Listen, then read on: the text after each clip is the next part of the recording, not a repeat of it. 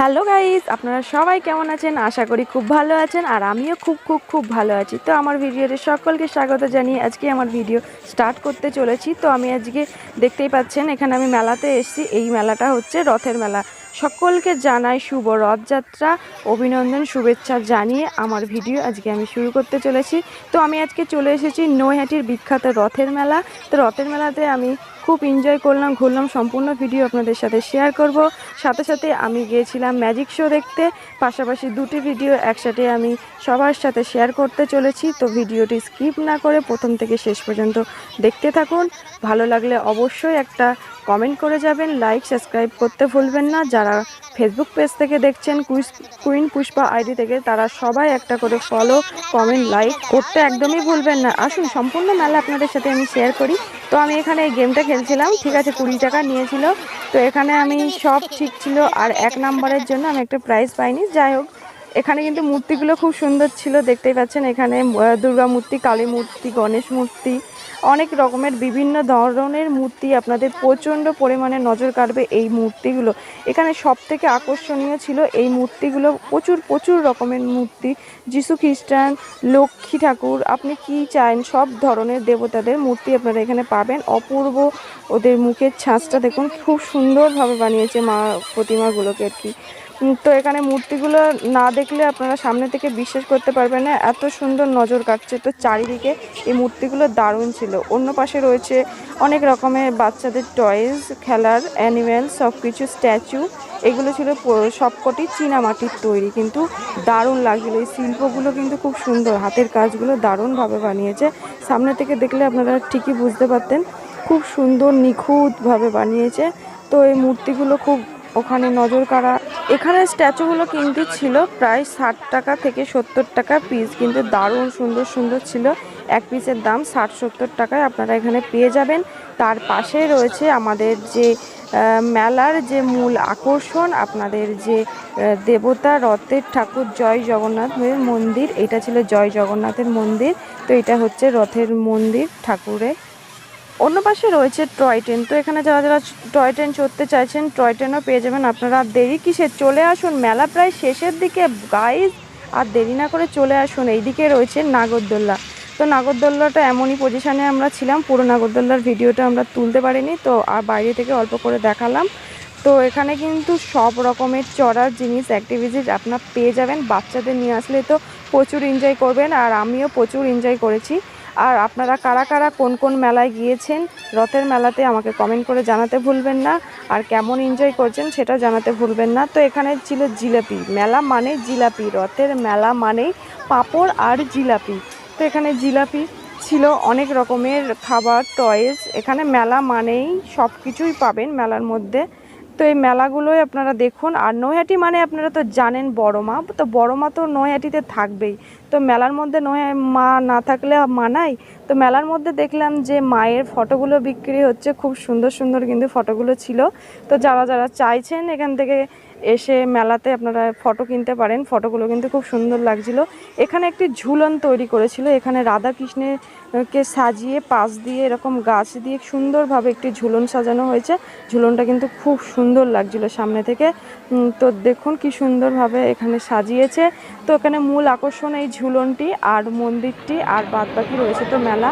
তো আমি ওখান থেকে বেরিয়ে পাশেই চলে আসলাম ম্যাজিক শো দেখতে, মানে নৈহাটির মধ্যে ঐকাতনিক মঞ্চে ওখানে ম্যাজিক শো হচ্ছিল। তো ওখান থেকে টিকিট কেটে 200 টাকা পার হেড প্রাইস, টিকিট কেটে আমরা ভিতরে ঢুকে এন্ট্রি নিয়েছিলাম। তারপরে দেখলাম সুন্দর ম্যাজিক। এর ভিতরে কিন্তু একটি গরিলা ছিল, দেখতে পাচ্ছেন, জানি না কতটা দেখা যাচ্ছে। এখানে ক্যামেরা কিন্তু অ্যালাউ ছিল না, তো আপনাদের দেখানোর জন্য আমি লুকিয়ে ভিডিওটা করে নিয়েছি। যা হবে পরে দেখা যাবে, আগে তো আমি ভিডিওটা করে নিলাম।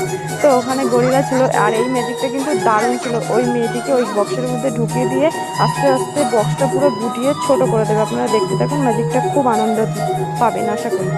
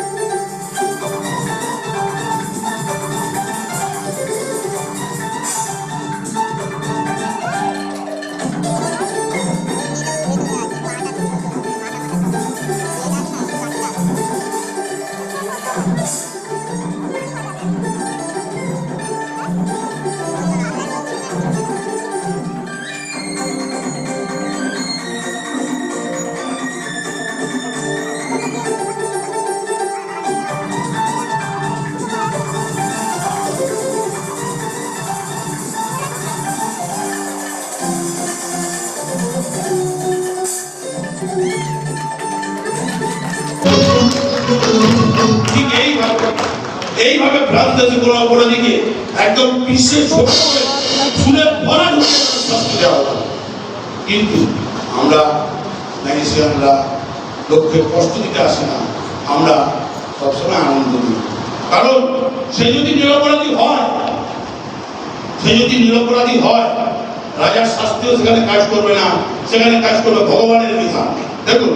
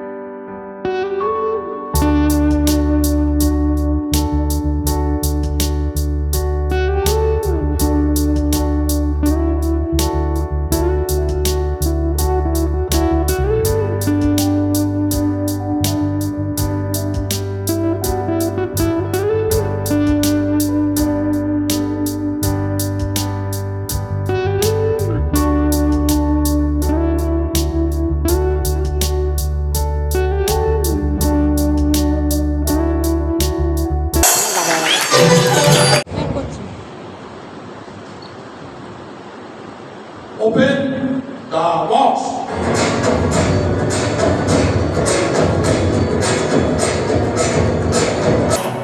এবার এই ম্যাজিকটির নাম ছিল আলো ছায়া বন্দি। তো এই বক্সের ভিতরে কেউ ছিল না, আপনাদেরকে দেখিয়ে দিল। তো বক্সের ঢাকা দেওয়ার মাত্র একটি ল্যাম্প ওর মধ্যে দিয়ে দেওয়ার পরে ওর মধ্যে থেকে একটি মেয়ে বেরিয়ে এসেছিলো। এই ম্যাজিকটাও আপনাদের আশা করি খুব ভালো লাগবে, দেখতে থাকুন।